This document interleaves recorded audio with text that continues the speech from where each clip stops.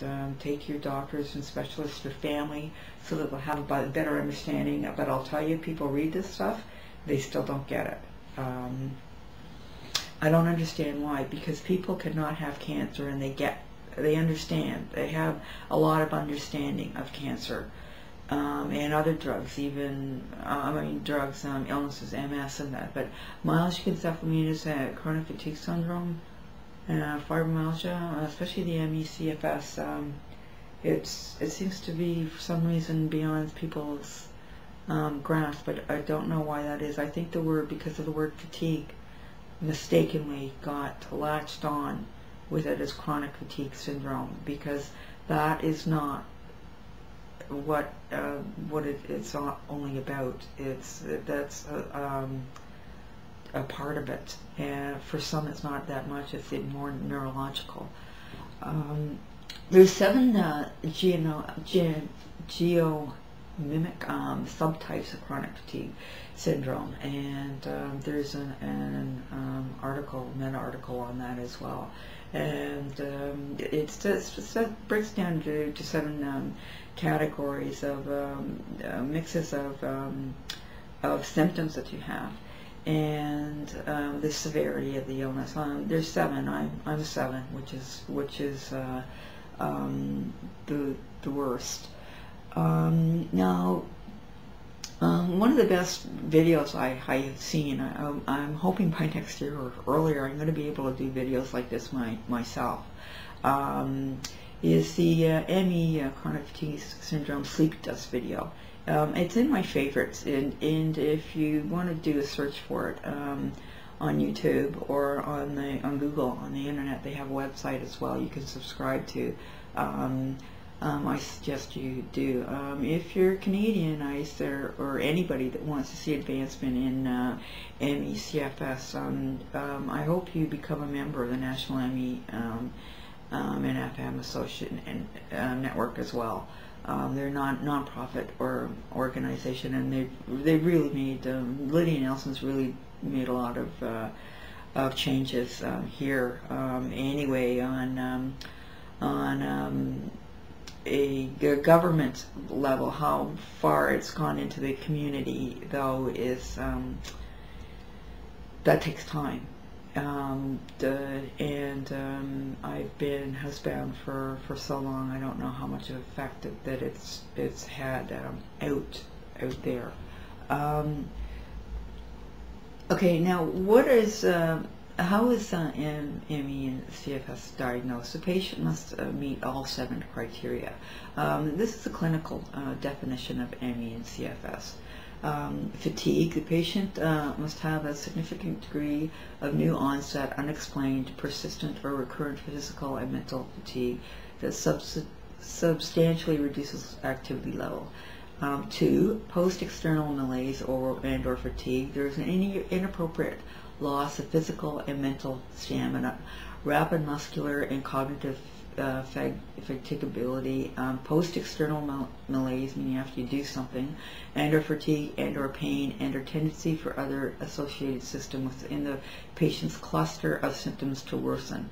And it comes in clusters of symptoms. It's horrendous. There's a pathology, slow recovery period, usually 24 hours or longer. Mine have gone weeks to months, and some are totally bed confined. They end up in wheelchairs, or they end up, as I said, totally bed confined, which I have been, and I still am mostly.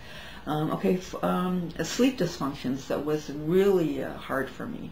There is unrefreshed sleep or sleep quantity or rhythmic disturbances such as reversed or chaotic diurnal sleep rhythms. So what happens a lot of time, your brain gets switched around, and you'll feel like you're cognitively really doing poorly, because it's like you're being asleep and trying to function during the daytime, and then at night you wake up, you've got insomnia, and you're clear as a bell often. I don't know if that's for everybody, but I found that I was a lot more clearer. That's my movement disorders from antidepressants. Okay, pain. I got fibromyalgia with mine. A lot of people do, not everybody does. There's a significant degree of myalgia. Pain can be experienced in the muscles and joints and often widespread and migratory in nature. The pain may also have neuralgic qualities. Often there's significant headaches of a new type, pattern, or severity. I got the myalgia very severe. I didn't get the headaches until after the brain damage, and actually until after I came off the drugs in 2004 on the right side of my brain where there's damage. They say there isn't. Okay, 5, neurological cognitive manifestations. Okay, this is a real big one for me. I thought I was going crazy in the head, and I didn't think I'd be able to live with CFS. A lot of people don't.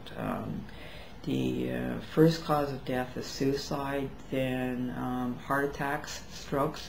There's damage to heart valves in the heart itself, and there's also the disease itself.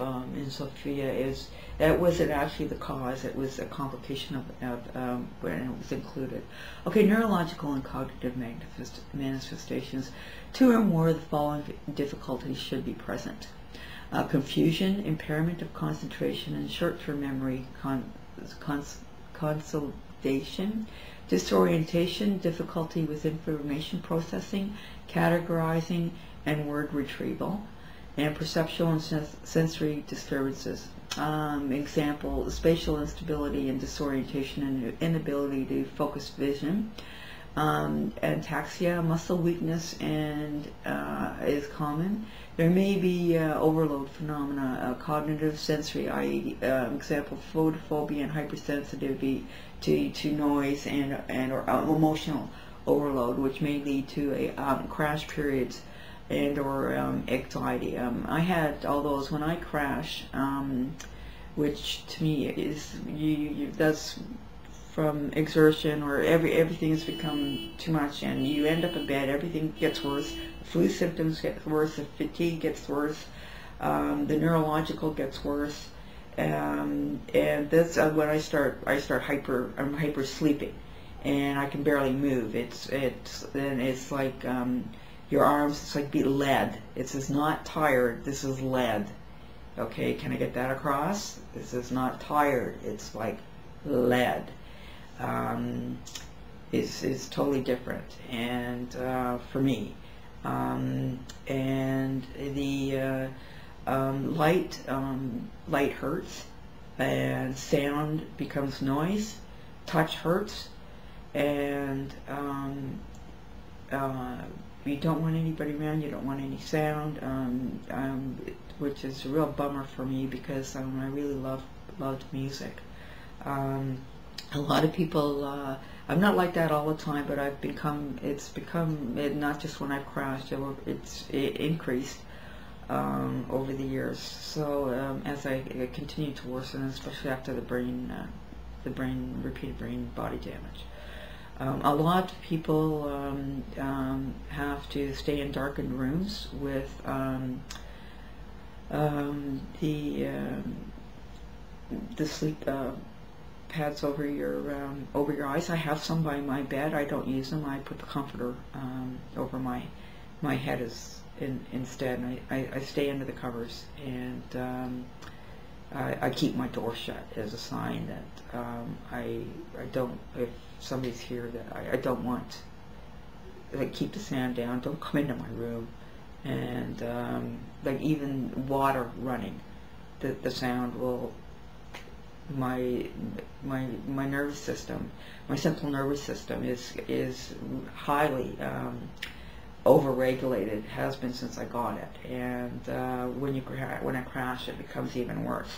So something like that, a noise like that I'd start yelling or crying, to stop it. I wouldn't yell very long because the noise would hurt me. drive me up the wall. I'd start yelling or crying. To stop it, I wouldn't yell very long because the noise would hurt me.